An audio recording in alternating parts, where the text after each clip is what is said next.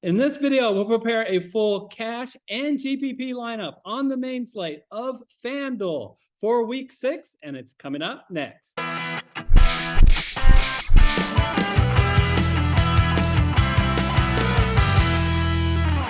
Hello, everyone. I'm Eric Lay. And I'm Michael Wiley, and we're the Fantasy Football Consultants. And Eric, we're together this week. It's finally happening. It's been a long time.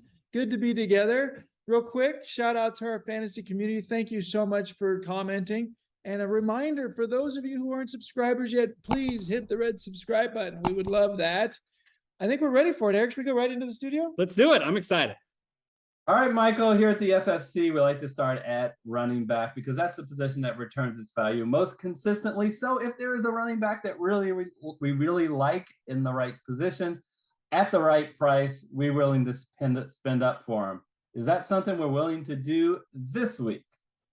Well, definitely not Nick Chubb, who's going up against New England, who's been tough against all teams from a defensive perspective. I think Christian McCaffrey is actually pretty tempting. I can't believe he's priced lower than Chubb and Barkley, but it's because he's going up against the Rams, who have been the hardest team against running backs this season. But I think Saquon Barkley, again, the extra dollars that we have on FanDuel compared to DraftKings is tempting, and so tempting that I think we should get him in the lineup. That's one thing that Brian Daboll has done really well versus his predecessors is get Saquon Barkley involved in the game, and it's resulted in them being 3-2 with actually a couple of tough matchups as well. I think they're going to continue to use that recipe to try to get to success. Look what he's done every week from a fantasy perspective. I think he's worth the extra money. So let's get him in our lineup. Yeah, he's just such a big part of this offense. He has a tremendous floor. I got to say, Christian McCaffrey, I think, might have a higher ceiling, but this is a cash lineup. So Saquon Barkley is the way we're going to go.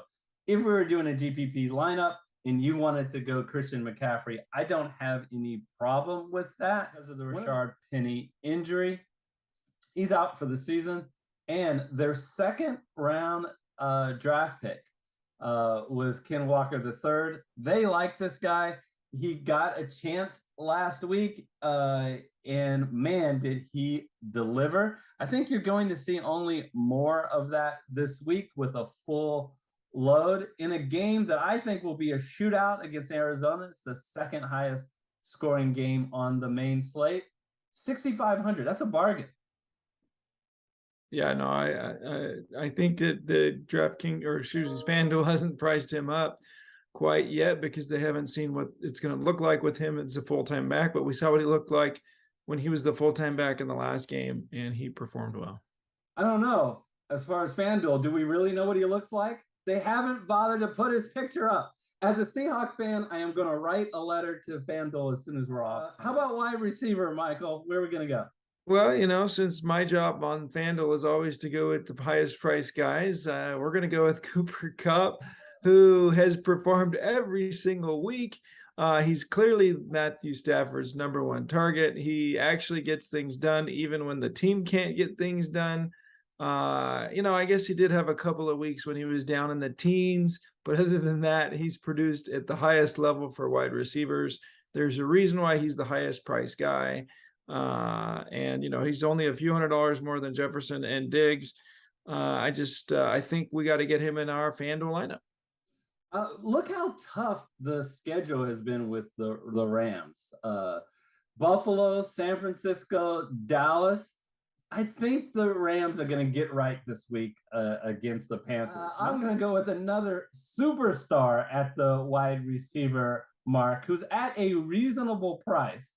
How about Deebo Samuel in a tremendous matchup facing the Atlanta Falcons, whose defense is, how can I say this, horrible.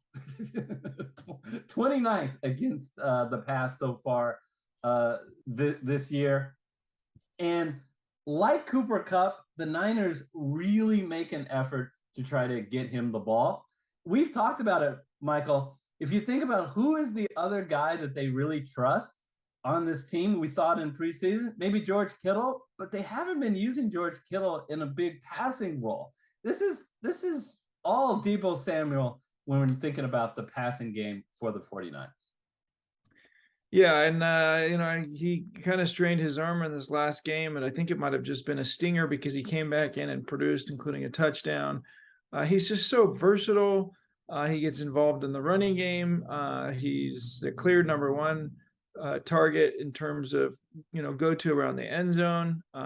So I think he's got so much upside and such a high floor as well. Yeah, so consistent. Look at that. Double digits at least every week, and look at the consistency in targets. All right. So, look at those. So we can only spend an average of $5,500. Michael, why don't you change your spending ways and actually save us some money here? All right, I can do that. So let's go with the guy who's the clear number one for his team, has a quality quarterback who, just won the MVP this last season. Michael, I said save us some money. Let's go with Romeo Doubs, who has had some drops issues in the preseason, but has not had that since. Again, he's been the clear number one in terms of targets and receptions for the Green Bay Packers. There you have him right there, going up against the New York Jets, who, because they've been behind in games, haven't necessarily looked like the most vulnerable defense. But Doubs will not only get his targets, but he'll get his catches this week. Such a high floor at a $5,500 price tag. Wow, I truly agree with that on the value that Doubs has. Let's move on, and I'm gonna go at tight end. So let's take a look at the tight end. So we've got the two premier tight ends that are priced way up, and a fake tight end in Taysom Hill, which you can try to manipulate the system because he isn't really a tight end. He comes in a quarterback, had a bunch of big plays last week. I'm just not interested in Taysom Hill in cash when they priced him up this much. If I'm going to spend $7,500, I just would spend a little bit more and get Andrews or Kelsey for cash. $6,000. Zach Ertz facing the best defense to face for tight ends. Dead last, the Seattle Seahawks are.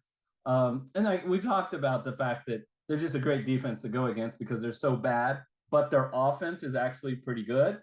So it lends itself into a shootout potential. And you love the consistency that Zach Ertz gets you for only $6,000. He was hurt in week 1, but since that, he has gotten at least 6 targets per game. And remember, DeAndre Hopkins is still suspended. And as long as that is the case, he is going to be at least the second targeted guy behind Hollywood Brown. Yeah, and let's say it differently. He's had an average of 9 targets over those last 4 games. So, he's getting the most targets for the team in those 4 games. And, he's produced from a fantasy perspective without being in the end zone as much as you might expect. And I think this week he's going to get in the end zone. I think I misspoke. I meant to say 6 receptions a game or more. We say in our NFL DFS Master Class, get a quarterback who has a high completion percentage. Get a quarterback that has a high pro football focused passing grade. Well, it isn't Allen. It isn't Lamar Jackson, and it isn't Patrick Mahomes in this very early season that has the highest completion percentage and the highest pro football passing grade. It's actually Geno Smith. Geno Smith at $7,400 is in a great game script. 51 over under and a very solid 24 implied total. Now you might say, Eric, hold on a minute. Don't you dare be a homer. There's been some games where Geno Smith has not done well.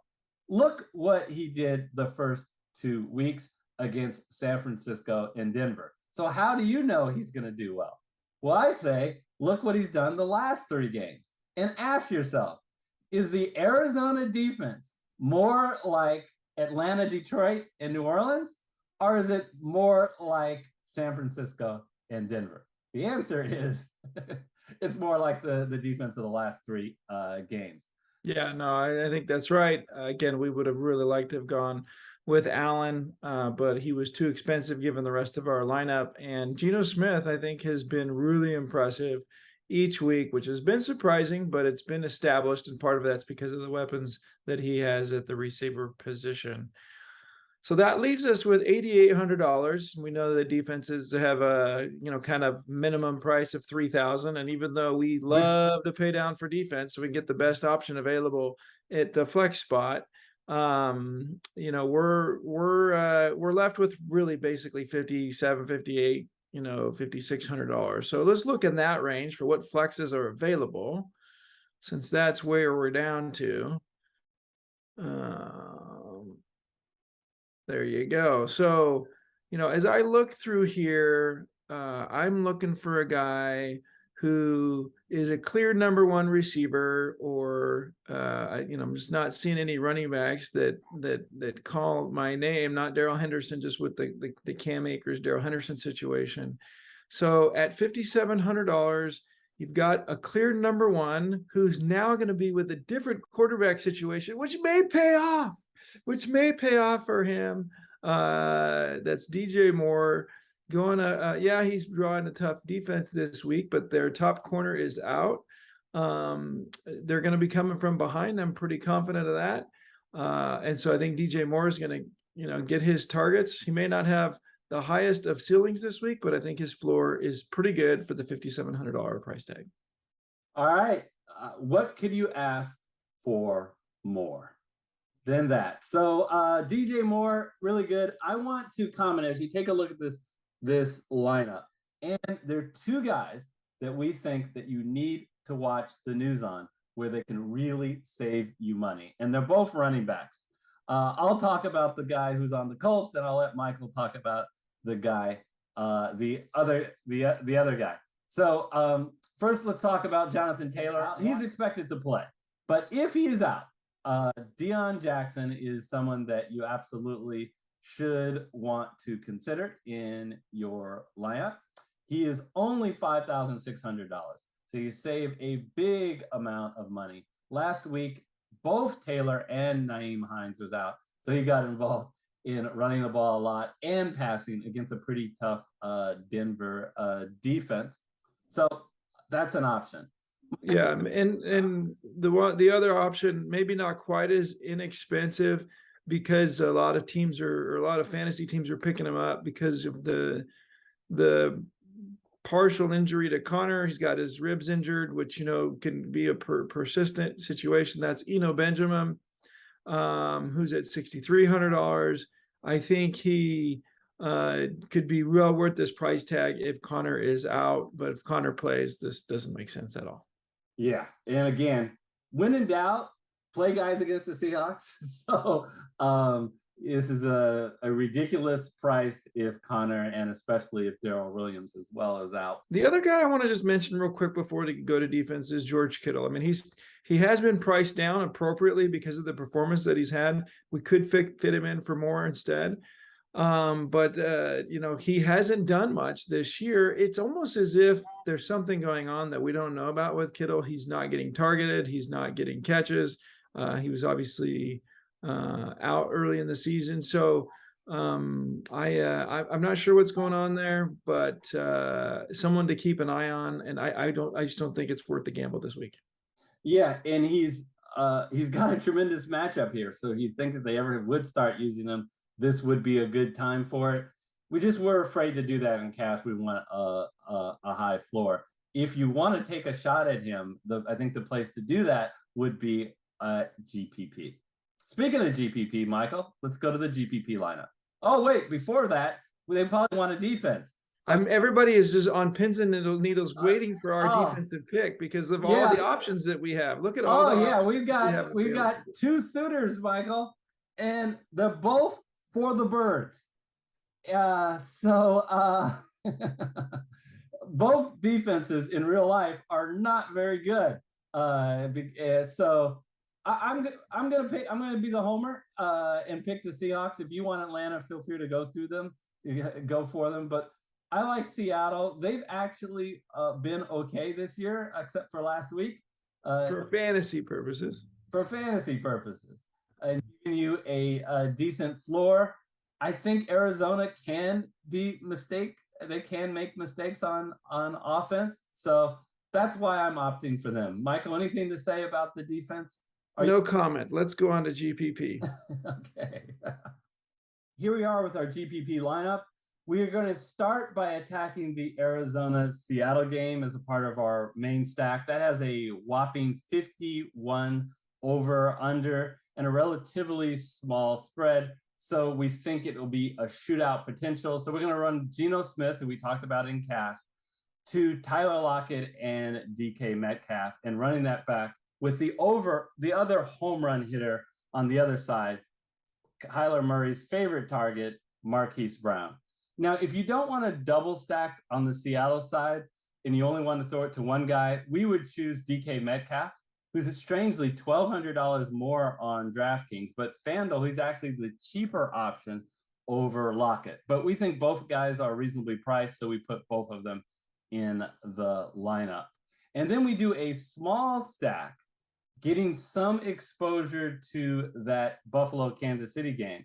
But I think we've done it in a way which is a little bit contrarian by using the two tight ends. I don't know if Kelsey is contrarian, but Dawson Knox. But be careful. He is currently listed as questionable. Make sure he is actually playing. You get a bargain with him at only $5,100. So we got Knox on one side and running it back with Kelsey.